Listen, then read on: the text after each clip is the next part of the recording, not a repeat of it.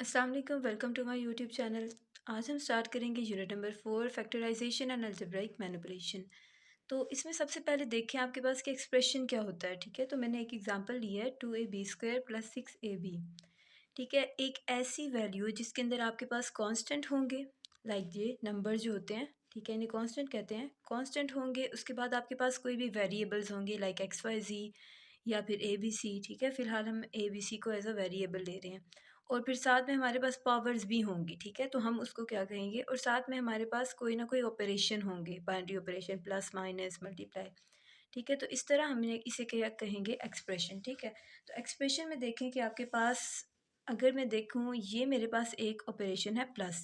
इस प्लस से पहले वाली जो वैल्यू है और इस प्लस के बाद वाली वैल्यू जो है, ठीक है, इस एक वैल्यू को हम कहेंगे टर्म। ठीक है, ये आपके पास फॉर एग्जांपल अब इस एक्सप्रेशन में आपके पास कितनी टर्म्स हैं, एक ये टर्म हो गई और एक ये टर्म। ठीक है, तो ये दो टर्म्स हो गई। और अगर देखा जाए कि इस हर टर्म में कितने फैक्टर्स आ रहे हैं, मतलब इसमें आपके पास टू एक फैक्टर हो गया, ए एक अलग से फैक्टर है और बी भी आपके पास अलग से फैक्टर है। ठीक है, तो ये एक शॉर्ट सा कॉन्सेप्ट था आपके पास एक्सप्रेशन का। अब इसी तरह अगर इस एक्सप्रेशन में मैं इक्वालिटी डाल दूँ, मतलब इक्वल डाल दूँ और इसके बाद कोई वैल्यू लिख दूँ, तो ये फिर आपके पास एक्सप्रेशन नहीं रहेगा, ये आपके पास जो है इक्वेशन बन जाएगी। इसी तरह अगर मैं इसी एक्सप्रेशन में कोई इनइक्वालिटी डाल देती हूँ लाइक लेस देन और ग्रेटर देन, तो भी ये क्या होगा, आपके पास इक्वेशन होगा। तो ठीक है, अभी हम इस एक्सरसाइज में 4.1 में हम एक्सप्रेशंस के बारे में बात करेंगे, एक्सप्रेशंस को सॉल्व करेंगे। ठीक है, तो सबसे पहले चलते हैं अपनी एक्सरसाइज की तरफ, एक्सरसाइज 4.1। जी, तो फर्स्ट क्वेश्चन देखें 4.1 का। आपको कहा गया factorise by identifying common factors. आपको कॉमन फैक्टर्स इसमें से निकालने हैं। ठीक है, आपको एक्सप्रेशंस गिवन है। सबसे पहले क्वेश्चन देखें 6x+12। तो इस इन दोनों टर्म्स में से आप कौन सी चीज़ कॉमन ले सकते हैं। तो देखा जाए तो 6 का टेबल 6 पे भी जाता है 1 टाइम, और 6 का टेबल 12 पे भी जाता है 2 टाइम। तो हमने 6 कॉमन ले लिया। अब देखें वेरिएबल सिर्फ यहाँ पे x, यहाँ पे कोई वेरिएबल नहीं है, तो आप वेरिएबल कॉमन नहीं लेंगे। ठीक है, सिर्फ कांस्टेंट कॉमन आएगा 6, और अंदर क्या बचेगा, x। और यहाँ पे प्लस एज इट इज़ आ गया। और 6 कितने टाइम 12 पे जाता है, 6 2 ज़ा 12। ठीक है, तो बस ये आपके पास आंसर आ जाएगा 6 इंटू x+2। इसी तरह सेकंड क्वेश्चन को देखें 15y² + 20y। मैंने आपको बताया था सबसे पहले आपने कांस्टेंट को देखना है। ठीक है, तो इसमें कांस्टेंट है 15 और इसमें है 20। तो कौन सा टेबल है जिसका जो 15 पे भी जाता हो और 20 पे भी जाता हो। ठीक है, तो हम 5 का देख लेते हैं। 5 3 टाइम 15 होता है और 4 टाइम 20 होता है, तो मैं इसमें से 5 को कॉमन ले लेती हूँ। ठीक है, अब साथ में वेरिएबल को देखना है। इसमें है y² और इसमें है y, मतलब इसमें 2 टाइम y है और इसमें 1 टाइम y।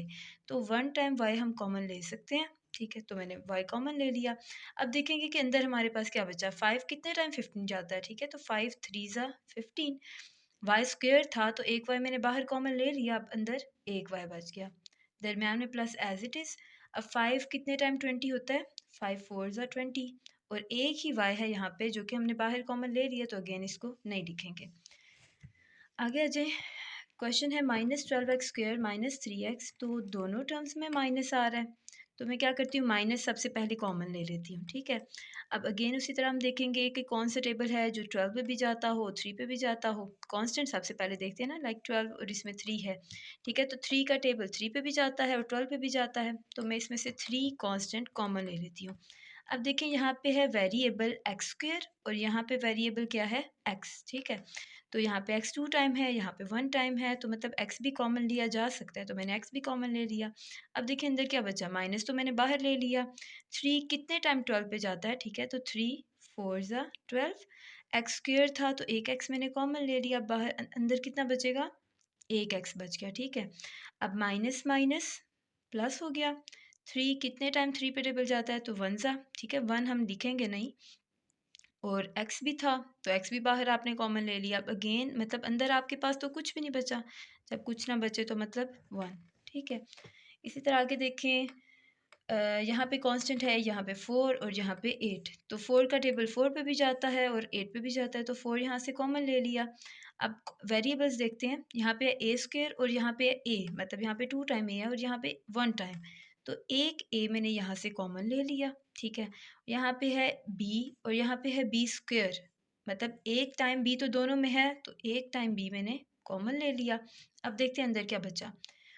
पहली टर्म को देखें, 4 मैंने कॉमन ले लिया था, 2 ए थे तो एक ए मैंने कॉमन ले लिया, तो अंदर एक ए बच गया, ठीक है। और एक बी था वो तो पहले से हमने बाहर कॉमन ले लिया, तो उसको नहीं लिखेंगे। प्लस एज इट इज़ 4 कितने टाइम 8 पे जाता है, 4 टू ज़ा 8, ए बाहर आ गया। और बी स्क्वेयर था, मतलब बी 2 टाइम था, एक बी कॉमन ले लिया तो अंदर एक बी रह गया, ठीक है। अब आगे आ जाए। इस दफ़ा आपके पास कितनी टर्म्स हैं, 1, 2 और 3, ठीक है। 3 टर्म्स हैं, आपने तीनों टर्म्स में देखना है। तो सबसे पहले कांस्टेंट देखें कौन सा कॉमन लिया जा सकता है। तो इसमें तो कोई कांस्टेंट नहीं है, मतलब 1 है, और इसमें 3 है, इसमें 2 है, तो कोई ऐसा टेबल नहीं है जो इन तीनों वैल्यूज़ पे जाता हो, 1 पे भी, 3 पे भी, 2 पे भी। तो मतलब इस दफ़ा आपको कोई भी कांस्टेंट कॉमन नहीं लेना, ठीक है। अब वेरिएबल देखें, पहले में वेरिएबल है एक्स, अगले में एक्स स्क्वेयर और तीसरे में एक्स। मतलब एक एक एक्स तो तीनों में मौजूद है, ठीक है। तो एक एक्स में कॉमन ले लेती हूँ। अब देखते हैं अंदर क्या बचा है। ये देखिए यहाँ पे एक्स जब मैंने कॉमन ले लिया तो यहाँ अंदर तो सिर्फ वाई बचा, वाई लिख लिया, माइनस एज इट इज़। 3 भी मैंने कॉमन नहीं लिखा था तो 3 भी लिख लेंगे यहाँ पे। यहाँ पे एक्स स्क्वेयर, ठीक है। तो एक्स स्क्वेयर, एक एक्स तो मैंने कॉमन ले लिया, तो बाहर अंदर फिर कितना बचेगा, सिर्फ एक X, plus as it is. और 2 भी हम लिखेंगे। और ये वाला एक्स लिखेंगे या नहीं, नहीं लिखेंगे, ठीक है, क्योंकि ये हमने बाहर ले लिया था। उसके बाद आगे आ जाएँ। अब यहाँ पे देखिए कौन सी वैल्यू है, सबसे पहले कांस्टेंट देखेंगे। यहाँ पे 3 है, यहाँ पे 9 है, यहाँ पे 15 है। तो कौन सा टेबल है जो 3 पे भी जाए, 9 पे भी और 15 पे भी? तो कौन सा जाएगा? जी, 3 का टेबल हम कॉमन ले सकते हैं, क्योंकि 3 जो है इन तीनों पे जाता है उसका टेबल, ठीक है। तो 3 मैंने कॉमन ले लिया। उसके बाद वेरिएबल्स देखते हैं। यहाँ पे ए स्क्वायर, यहाँ पे ए और यहाँ पे भी ए। तो मतलब ए तो तीनों में है, तो ए भी मैं कॉमन ले सकती हूँ। उसके बाद बी को देखें, यहाँ पे है बी, यहाँ पे बी, यहाँ पे बी, तीनों में बी है, तो बी भी कॉमन ले लिया, ठीक है। उसके बाद अब देखते हैं अंदर क्या बचा। 3 तो बाहर ले लिया था, ए स्क्वायर था, एक ए मैंने बाहर ले लिया, तो अंदर एक ए बच गया। बी तो ऑलरेडी मैं कॉमन ले चुकी हूँ, बी नहीं लिखेंगे, माइनस एज इट इज़। 3 कितने टाइम 9 पे जाता है, 3, 3 ज़ा 9। उसके बाद ए और बी तो दोनों कॉमन ले लिए हैं, सो वो नहीं लिखेंगे। उसके बाद आगे देखें, प्लस एज इट इज़। 3, 5 ज़ा 15, ठीक है। तो यहाँ पे लिख दूंगी 5। और ए बी मैं ऑलरेडी कॉमन ले चुकी हूँ, तो वो नहीं लिखेंगे। सॉरी, यहाँ पे 9ab स्क्वेयर, ठीक है। तो ये देखें, एक बी जब मैंने कॉमन ले लिया तो अंदर एक बी बच गया, ठीक है। और यहाँ पे 3 5 ज़ा 15 और ए बी तो ऑलरेडी कॉमन ले लिए थे, सो वो नहीं लिखेंगे। सो यहाँ पे हमारा हो जाता है क्वेश्चन नंबर 1 कंप्लीट। जी, क्वेश्चन नंबर 2 है। अब ये देखें, इसमें से भी हम इसे पिछले क्वेश्चन की तरह ही करेंगे, ठीक है। तो देखें कौन सा कांस्टेंट हम कॉमन ले सकते हैं। 5 का टेबल 5 पे भी जाता है और 15 पे भी, सो 5 को मैंने कॉमन ले लिया। अब वेरिएबल देखा जाए तो यहाँ पे एक्स है और यहाँ पे कोई वेरिएबल नहीं है, ठीक है। तो वेरिएबल हम कॉमन नहीं लेंगे, क्योंकि दोनों में वो चीज़ होना ज़रूरी है जो चीज़ हम कॉमन लें, ठीक है।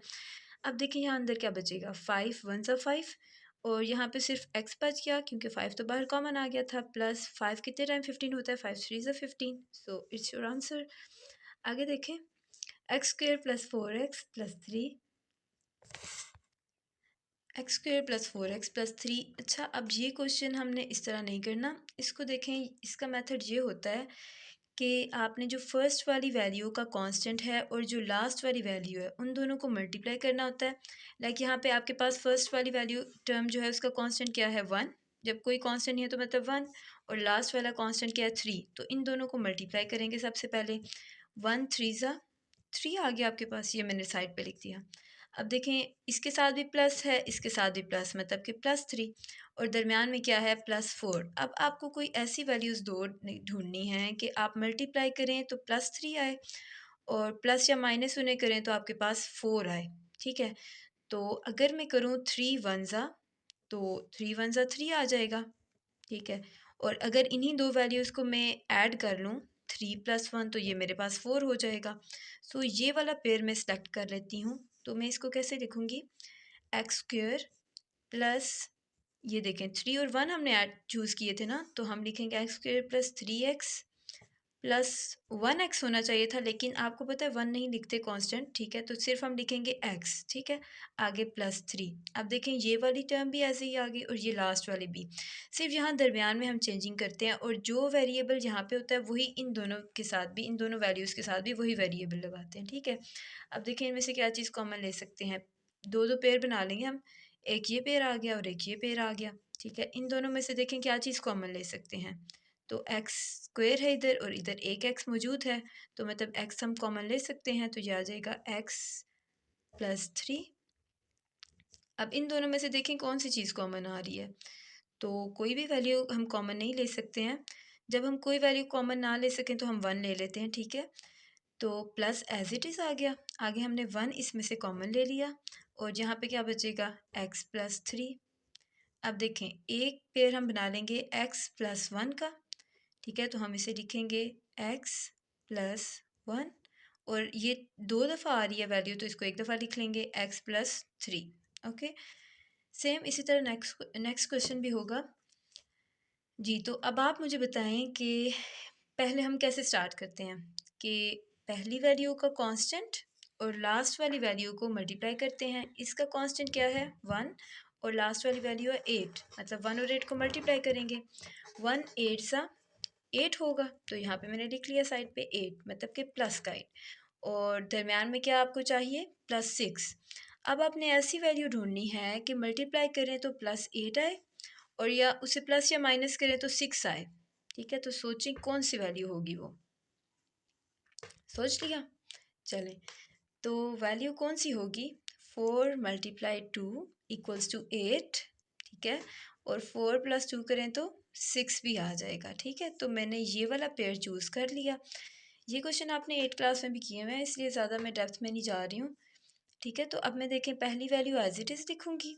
6x है तो इसको मैं क्या लिख सकती हूँ 4 और 2 के साथ, ठीक है। तो यहाँ पे मैंने लिख लिया +4x +2x, ठीक है। इसकी जगह पे मैंने ये वाली दो वैल्यूज़ लिख ली हैं और लास्ट वाली टर्म भी आपने एज इट इज़ लिख लेनी है। अब नेक्स्ट स्टेप क्या होता है कि हमने कॉमन लेना होता है पेयर्स बना के, ठीक है। तो एक पेयर ये हो गया और एक पेयर ये हो गया। अब इन दोनों में से देखें क्या चीज़ कॉमन आ रही है, तो मैं x कॉमन ले सकती हूँ इनमें से। अंदर क्या बचेगा x +4। सिमिलरली इन दोनों में से क्या चीज़ कॉमन आ रही है, प्लस तो एज इट इज़ आ जाएगा, ठीक है। तो यहाँ से 2 कॉमन आ रहा है। अब देखिए अंदर क्या बचेगा, एक x बच गया, ठीक है। 2 1 ज़ा 2 होता है तो 1 तो नहीं लिखेंगे, x यहाँ पे रह गया। +2 कितने टाइम 8 पे जाता है, तो 2 4 ज़ा 8। अब आपके पास क्या आंसर आ जाएगा, x +2, ये आपने मिला के लिख लिया x +2 और ये दो दफ़ा था तो इसको एक दफ़ा लिख लेंगे x +4। सो ये आंसर आ गया। जी, तो इसका लास्ट पार्ट देखें, आपके पास क्या गिवन है x² + 4x + 4। तो सेम मेथड है। सबसे पहले क्या करेंगे, पहली वैल्यू का कांस्टेंट जो कि यहाँ पे तो कोई है नहीं तो मतलब 1 है, और लास्ट वाली वैल्यू, इन दोनों को मल्टीप्लाई करेंगे। तो देखिए पहली वैल्यू का कांस्टेंट क्या है 1 और लास्ट वाली वैल्यू क्या है 4, मतलब 1 और 4 को मल्टीप्लाई करें तो 1 4 ज़ा 4 होता है। इसके साथ भी प्लस है, इसके साथ भी प्लस, तो मतलब +4। ओके, और दरमियान में आपको क्या चाहिए +4। तो अब आपने ऐसी वैल्यू ढूंढनी है कि मल्टीप्लाई करें तो भी 4 आए, प्लस या माइनस करें तो भी 4 आए। तो कौन सी वैल्यू होगी। अब देखें अगर मैं लूँ +2 और +2, ठीक है, इन दोनों को अगर हम प्लस करें प्लस प्लस प्लस 2 और 2 प्लस करें तो 4 आ जाएगा। सिमिलरली अगर इन दोनों को मैं मल्टीप्लाई करूँ तो 2 2 ज़ा 4 आ जाएगा। तो मतलब इस दफ़ा हमने ये वाला पेयर सेलेक्ट करना है। अब जैसा कि हमने पहले किया, सबसे पहले तो इक्वल डालेंगे, उसके बाद पहली वैल्यू भी ऐसे ही आ जाएगी और लास्ट वाली वैल्यू भी एज इट इज़। दरमियान में हमने इसकी जगह क्या लिखना होता है, ये जो हमने पेयर सेलेक्ट किए हैं, लाइक यहाँ पे आ जाएगा +2 और वेरिएबल साथ में कौन सा लिखेंगे, जी जो दरमियान में यहाँ पे लिखा हुआ होता है, ठीक है। तो यहाँ पे आ जाएगा +2x और दोबारा +2x, ठीक है। अब देखें नेक्स्ट स्टेप क्या होता है, पेयर्स बनाने होते हैं। इन दो का पेयर बन गया और इनका पेयर बन गया। इन दोनों में से कौन सी चीज़ कॉमन आ रही है, x दोनों में मौजूद है तो मतलब हम x कॉमन ले सकते हैं। x कॉमन ले लिया, अब अंदर क्या बचेगा, एक x बच गया, ठीक है, क्योंकि दो थे, एक बाहर आ गया और एक अंदर आ गया। प्लस यहाँ से x बाहर आ गया तो अंदर क्या बचा, सिर्फ 2। ओके, आगे देखें ये दरम्यान में प्लस था, प्लस आ गया 2, इन दोनों में से कौन सी चीज़ कॉमन ले सकते हैं? सबसे पहले कांस्टेंट देखना होता है ना, ठीक है? तो कांस्टेंट देखें, 2 का टेबल 2 पे भी जाता है, 2 वन ज़ा 2 और 2 का टेबल 4 पे भी जाता है, 2 टू ज़ा 4 तो मतलब मैं 2 कॉमन ले सकती हूँ। वेरिएबल इन दोनों में से कोई कॉमन नहीं लिया जा सकता क्योंकि यहाँ पे x है और यहाँ पे तो कुछ नहीं है, ठीक है? तो वेरिएबल हम कॉमन नहीं लेंगे। अब ये देखें 2 जब बाहर कॉमन ले लिया तो अंदर बचा x प्लस 2 कितने टाइम 4 होता है? 2 टू ज़ा 4। ये दोनों वैल्यूज सेम हैं तो मतलब आप क्वेश्चन सही कर रहे हैं। अब देखें एक दफ़ा हम ये और ये मिला के लिख लेंगे तो क्या आ जाएगा x प्लस 2, ठीक है? तो ये मैंने लिख लिया और एक दफ़ा इन दोनों को मिला के लिख लेंगे x प्लस 2। हम इन दोनों को ऐसे भी लिख सकते हैं, ये भी आंसर ठीक है, या फिर हम ऐसे लिख सकते हैं कि ये दोनों सेम हैं तो मैं इसको लिख सकती हूँ x प्लस 2 होल स्क्वायर, मतलब 2 दफ़ा हो गया, इसकी पावर भी 1 है, इसकी पावर भी 1 है तो ये होल स्क्वायर भी हो सकता है। ओके, तो वीडियो अच्छी लगी तो लाइक करना है और चैनल सब्सक्राइब करना है।